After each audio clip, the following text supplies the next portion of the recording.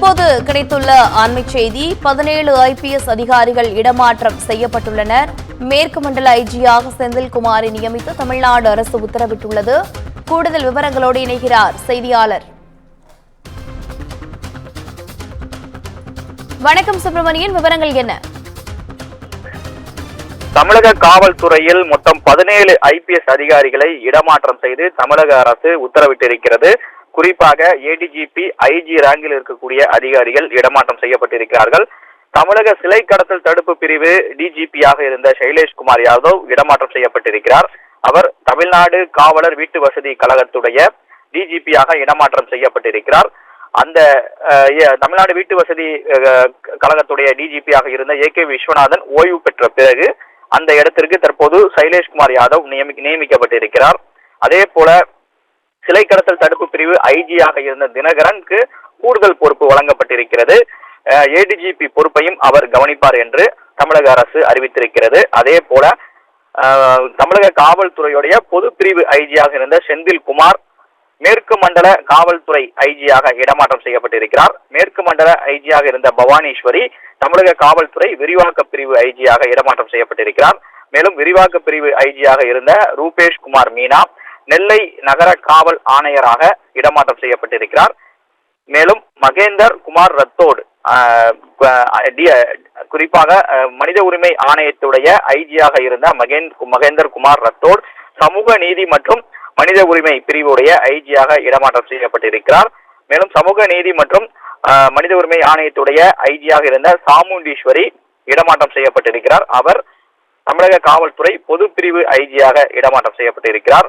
CBCID அதாவது குற்றப்பிரிவு தமிழ்நாடு காவல்துறை குற்றப்பிரிவு IG-யாக இருந்த ராதிகா இடமாற்றம் செய்யப்பட்டிருக்கிறார். அவர் சென்னை காவல்துறையுடைய சென்னை மத்திய குற்றப்பிரிவு கூடுதல் ஆணையராக ராதிகா இடமாற்றம் செய்யப்பட்டிருக்கிறார். அதே போல சென்னை மத்திய குற்றப்பிரிவு கூடுதல் ஆணையராக இருந்த செந்தில்குமாரி தமிழக காவல்துறை குற்றப்பிரிவு IG-யாக இடமாற்றம் செய்யப்பட்டிருக்கிறார். தமிழக காவல்துறை நலன் பிரிவுடைய IG-யாக இருந்த நஜ்மல் கோடா நவீனமயமாக்கல் பிரிவுடைய IG-யாக இடமாற்றம் செய்யப்பட்டிருக்கிறார். நெல்லை காவல் ஆணையராக இருந்த மூர்த்தி இடமாற்றம் செய்யப்பட்டு நெல்லை சரக DIG-யாக இடமாற்றம் செய்யப்பட்டிருக்கிறார். அதே போல நெல்லை சரக DIG-யாக இருந்த பர்வேஷ் குமார் இடமாற்றம் செய்யப்பட்டிருக்கிறார். அவர் சென்னை காவல்துறை வடக்கு மண்டல இணை ஆணையராக அவர் இடமாற்றம் செய்யப்பட்டிருக்கிறார்.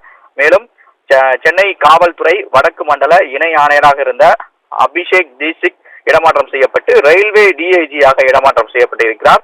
ஆம்சாங் கொலை சம்பவத்திற்கு பிறகுதான் சென்னை காவல்துறை வடக்கு மண்டல இணை ஆணையர் தற்போது இடமாற்றம் செய்யப்பட்டிருக்கிறார்.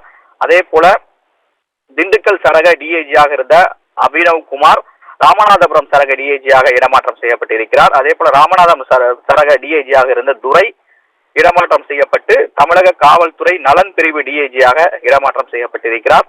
மேலும் சென்னை காவல்துறை போக்குவரத்து வடக்கு மண்டல இணை ஆணையராக இருந்த தேவராணி வேலூர் சரக DIG-யாக இடமாற்றம் செய்யப்பட்டிருக்கிறார். அதே போல வேலூர் சரக DIG-யாக இருந்த சரோஜ்குமார் தாக்கூர் சென்னை காவல்துறையுடைய கிழக்கு மண்டல இணை ஆணையராக இடமாற்றம் செய்யப்பட்டிருக்கிறார். கிழக்கு மண்டல இணை ஆணையராக இதற்கு முன்பு இருந்த தர்மராஜன் நுண்ணறிவு பிரிவுக்கு இடமாற்றம் செய்யப்பட்ட காரணத்தினால் அந்த பதவி என் பொறுப்பில் யாரும் இல்லாமல் காலியாக இருந்தது. தற்போது அந்த பொறுப்பிற்கு சரோஜ்குமார் தாக்கூர் பணிக்கு அமர்த்தப்பட்டிருக்கிறார். மொத்தம் 17 காவல்துறை அதிகாரிகள் இடமாற்றம் செய்யப்பட்டு அதற்கான உத்தரவை தமிழக அரசு பிறப்பித்திருக்கிறது. விவரங்களுக்கு நன்றி சுப்பிரமணியன்.